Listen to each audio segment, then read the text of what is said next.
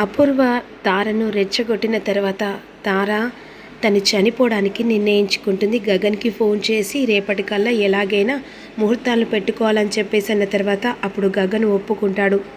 ఈలోపు భూమి బాధతో ఇంటికి వెళ్ళిపోతుంది. చాలా ఏడుస్తూ ఉంటుంది. ఇక తన జీవితం తన చేతులారా వెళ్ళిపోతుందేమో అని కంగారు పడుతుంది. బావ నన్ను అపార్థం చేసుకుంటున్నాడు అని చెప్పేసి తన తల్లి ఫోటో పట్టుకొని శోభాచంద్ర ఫోటో పట్టుకొని ఏడుస్తూ ఉంటుంది. ఆ సమయంలో ఏడుస్తున్న భూమి దగ్గరికి అపూర్వ వస్తుంది. ఏంటి తల్లి ఫోటో పట్టుకొని చాలా బాధతో ఏడుస్తున్నావు? ఇప్పటికైనా అర్థమైందా?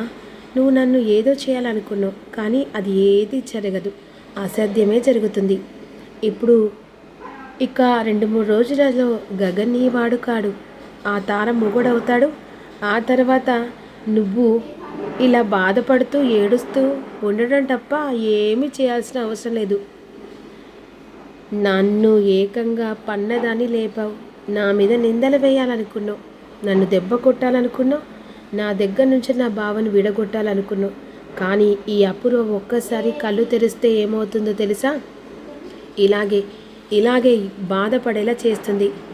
ఏకంగా నా మీద దెబ్బ కొట్టాలనుకున్న నీ అస్త్రాన్ని నీకే తిప్పి కొట్టాను. ఆ తారను పాములాగా వాడుకున్నాను. ఈరోజు గగన్ మీద ఊసుకొల్పాను. పాపం ఆ పిచ్చిది చావడానికి కూడా సిద్ధపడ్డది. ఆ తర్వాత గగన్ పిల్లిలాగా పెళ్ళి కొప్పుకున్నాడు. ఎలా ఉంది అని విధంగా అంటుండగా, నీ ఆటలు సాగవు అపూర్వ. ఎలాగైనా సరే నువ్వు బిందుకు శివకు పెళ్లి చేసిన విషయం చెప్తా. కానీ ఆ గగన్ నమ్మడు కదా. నువ్వే కావాలని తన చెల్లి జీవితం చేతులారా సర్వనాశనం చేసింది నువ్వే అనుకొని ఆ గగన్ నీ మీద నమ్మకాన్ని పోగొట్టుకున్నాడు. నువ్వు ఎన్ని చెప్పినా నమ్మరు అనే విధంగా అన్న తర్వాత వెంటనే మీరా ఈ మాటలు వింటుంది. అదేంటి వదిన ఇలా భూమి మీద గట్టిగా మాట్లాడుతుంది? ఆ రోజు పెళ్లి చేసింది వదిననే కదా, భూమి చేసిందని ఇలా ఎందుకు అంటుంది? అంటే వదిన కావాలని భూమి జీవితాన్ని దెబ్బ కొడుతుందా? పాపం భూమి. ఎలా అయితే అలా జరిగింది. ఖచ్చితంగా ఈ విషయం గగన్కి చెప్పాలి. పాపం నా కొడుకును బయటికి తీసుకొచ్చింది భూమే కదా. నా ఇంటి కోడలికి మేనకోడలికి ఇలా హెల్ప్ చేయకుంటే మా వదిన పైనుంచలి బాధపడుతుంది. పక్కన వచ్చి వెంటనే చెర్రి మాటలు వింటాడు. ఏంటిరా అత్తయ్య అలా మాట్లాడుతుంది? భూమి జీవితాన్ని ఆగం చేయడానికి మాట్లాడుతుందమ్మా. అమ్మ ఒక్కటి చెప్పమ్మా, భూమి నీకు ఎన్నిసార్లు హెల్ప్ చేసింది. ఆ రోజు నేను బయటికి రావడానికి తన ప్రాణాన్ని కూడా అడ్డుపెట్టింది. అంతేకాకుండా నీకు ఇష్టమైన మీ పెద్దత్తయ్య కూతురు మీ వదిన ఎంత నిన్ను చక్కగా చూసుకునేది. కనీసం భూమికైనా హెల్ప్ చేయొచ్చు కదమ్మా. అంటే నేనేం చేయాలిరా ఇప్పుడు? ఏం లేదమ్మా, ఎవరైతే చెప్పితే ఆ నమ్ముతాడో మాటలు నువ్వు ఒక్కసారి అన్నయ్య దగ్గరికి వెళ్ళి మాట్లాడా పెళ్ళి ఆపేలా చెయ్యి. పాపం భూమి తను బాధపడుతుంటే మనం చూస్తూ ఊరుకోగలమా? ఇలా బాధపడిన భూమిని మనని ఎంతలా కాపాడింది. కనీసం ఈ సాయమైనా చేస్తే బాగుంటుంది కదమ్మా. అవునరా, నువ్వు చెప్పేది నిజమే. అయినా తప్పు చేసిన వాళ్ళని తప్పు అని చెప్పేసి అనాలి. అలా తప్పుకు కరెక్ట్ అని చెప్పేసి మాట్లాడకూడదు. సరేరా అమ్మా, ఈ విషయం ఎవ్వరికి చెప్పకుండా నువ్వు బయటికి వెళ్ళి గగన్ నేను కలిసి నిజం చెప్పేసేయి. సరేరా, ఏదైతే అది జరిగింది, నిజం చెప్పేసి వస్తాను అనే విధంగా మీరాను మాటల్లో పెట్టి చెర్రి వెంటనే ఈ పెళ్ళి ఆఖరి ప్రయత్నం ఆపాలనుకుంటాడు. మరోవైపు నిశ్చితాంబూలం అని చెప్పేసి పెళ్లి ముహూర్తాలు కూడా అదే డేట్కి ఫిక్స్ చేయాలనుకుని వెంటనే అదే సమయానికి ధృవ తరపున కాస్త చుట్టాలు తార అందరు కలిసి ఇంటికి వచ్చేస్తారు. ఆ సమయంలో కిచెన్లో ఉన్న శారద బాధపడుతుంది. అత్తయ్య ఏం చేస్తున్నావు అంటుండగా కన్నీళ్లు పెట్టుకున్న శారదను చూసి, ఏంటత్తయ్య పాపం భూమి దూరం అవుతుందని చెప్పేసి చాలా బాధపడుతున్నట్టున్నవే. చెప్పాను కదా నేను దేనికైనా మొండిగా ఉంటాను. ఆఖరికి గగన్ కోసమైనా చావడానికి సిద్ధంగా ఉన్నాను. ఆల్రెడీ ఇంతలా ఒప్పుకున్నాడంటే దానికి కారణం చస్తానని బెదిరించుడే. ఇప్పుడు ఈ మధ్యలో నువ్వు గ్యాప్ తీసుకొని భూమికి ఫోన్ చేసి ఇక తాంబూలం తీసుకుంటున్నా, నిశ్చితాంబూలం పెళ్ళి కూడా ఇంకా 2 రోజులు మాత్రమే అని చెప్పేసి ఏ మాత్రం కూడా పెళ్ళి ఎత్తగొట్టేది చేసావనుకో, నా దగ్గరున్న వీడియో గగన్ గారికి పంపిల్సి వస్తుంది. ఆ తర్వాత నీ ఇష్టం అని బెదిరిస్తూ ఉంటుంది. అప్పుడు ఇక శారద ఏం చేయలేని పరిస్థితి. ఈలోపు గగన్ అమ్మ అని చెప్పేసి పిలుచుకుంటూ వస్తారు. అత్తయ్య కాఫీ పెడుతున్నారా? రేపటి నుంచి నేనే కదా ఈ కాఫీలు టీలు అన్నీ చేసి పెట్టేది. మీరు ఎందుకు అత్తయ్య పక్కకు రాండి, నేను చేసి పెడతా. అమ్మ పంతులు గారు వచ్చారు, రమ్మంటున్నారు అనే విధంగా అనేసరికి వెంటనే అక్కడి నుంచి శారద సైలెంట్గా వెళ్ళిపోతుంది. మరోవైపు గగన్ ఇక కాస్త బాధతో ఉంటాడు. పూరి తన గదిలో రెడీ అవుతూ ఉంటుంది. ఇక అందరూ కలిసి హాల్లో కూర్చుంటారు.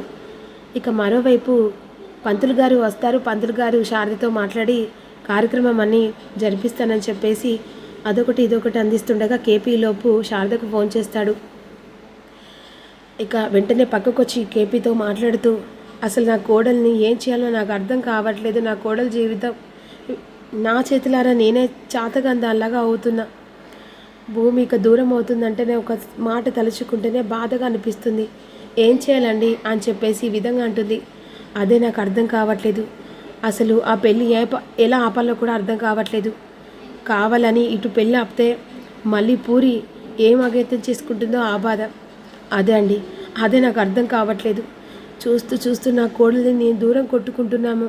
భూమి ఇంట్లో అడుగు పెట్టకుంటే భూమి దూరం అవుతుందో ఒక్క మాట వింటేనే బాధగా ఉందండి అని విధంగాని, సరే అండి ఇక ఇంట్లో వాళ్ళందరూ ఉన్నారు, నేను మళ్ళీ కాల్ చేస్తాను అని చెప్పేసి కాల్ కట్ చేస్తాడు.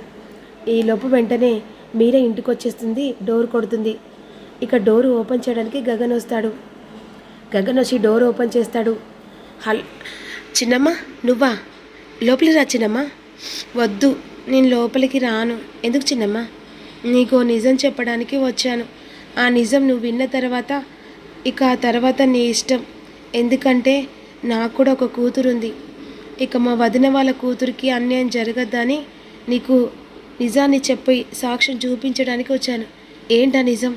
భూమి ఏ తప్పు చెయ్యలేదు. కావాలని భూమి మీద నిందలు వేస్తున్నారు.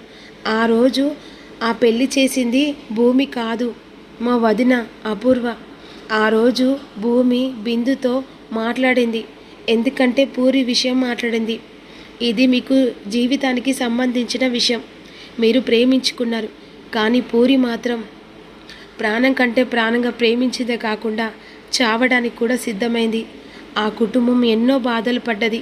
కానీ ఇప్పుడు కాస్త కోలుకునే టైంకి మీ ప్రేమ పేరు చెప్పి వాళ్ళ కుటుంబాన్ని బాధ పెడితే కరెక్ట్ కాదని భూమి బిందుకు నచ్చ చెప్పినా కూడా బిందు ఆ మాట వినకుండా అపూర్వ వదిన రెచ్చగొట్టి బిందుని ఈ పెళ్లి చేసే కార్యక్రమం చేసింది. కానీ పాపం తన శాయశక్తిలా ప్రయత్నించింది భూమి ఈ పెళ్ళి ఎలాగైనా ఆపాలని.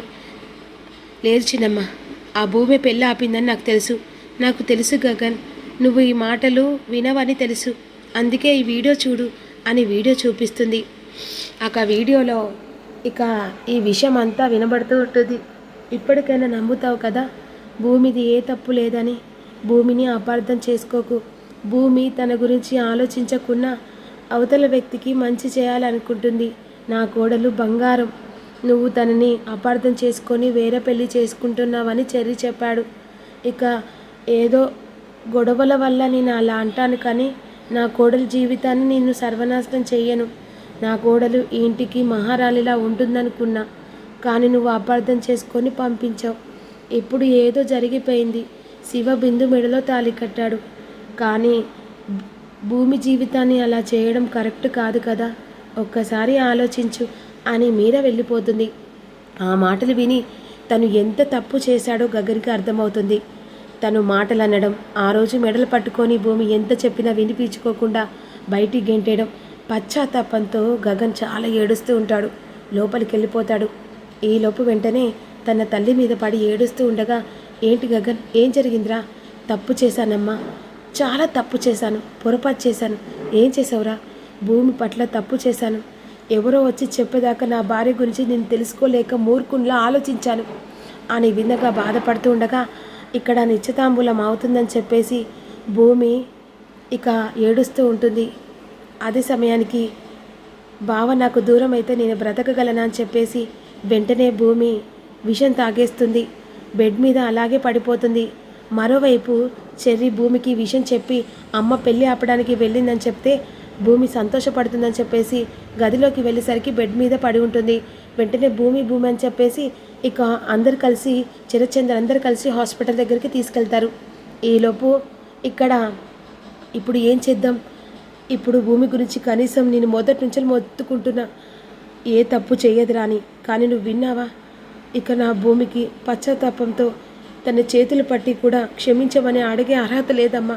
చాలా పొరపాటు చేశాను, నా భార్యను అపార్థం చేసుకున్నానని బాధపడుతూ ఉంటాడు గగన్. ఈలోపు పూరి వస్తుంది. ఏంటన్నయ్యా ఎందుకు బాధపడుతున్నా అనేసరికి జరిగిన విషయం చెప్తుంది. ఓహో, ఇది నమ్మివ్వడానికి ఇక భూమి వచ్చి చెప్పిందా? లేదు, చిన్నమ్మ వచ్చి చెప్పింది. ఓహో, ఇప్పుడు ఎవరు నమ్మితే నమ్మవని చెప్పేసి ఎవరు చెప్పినా ఏకంగా ఆవిడను వాడుకొని ఇప్పుడు నీ మీదికి చెప్పేలా నమ్ముతావని నమ్మించిందన్నమాట. సాక్ష్యం కూడా చూపించింది పూరి. అన్నయ్య, ఇప్పుడు నువ్వు నా పెళ్లి చేయాలనుకుంటున్నావా వద్దనుకుంటున్నావా? సరే, నువ్వు నా పెళ్లి చేయకు, చావడానికి నీ సిద్ధంగా ఉన్నా. ఇప్పుడు నా జీవితం పాటుగా నీ జీవితం కూడా ముడిపడుంది. భూమి కావాలో తార కావాలో నువ్వే నిర్ణయించుకో అనేసరికి గగన్ సైలెంట్గా అయిపోతారు. మరి పెళ్లి పీటల మీద కూర్చుంటాడా, పశ్చాత్తాపంతో భూమి దగ్గరకు వస్తాడో తెలుసుకుందాం.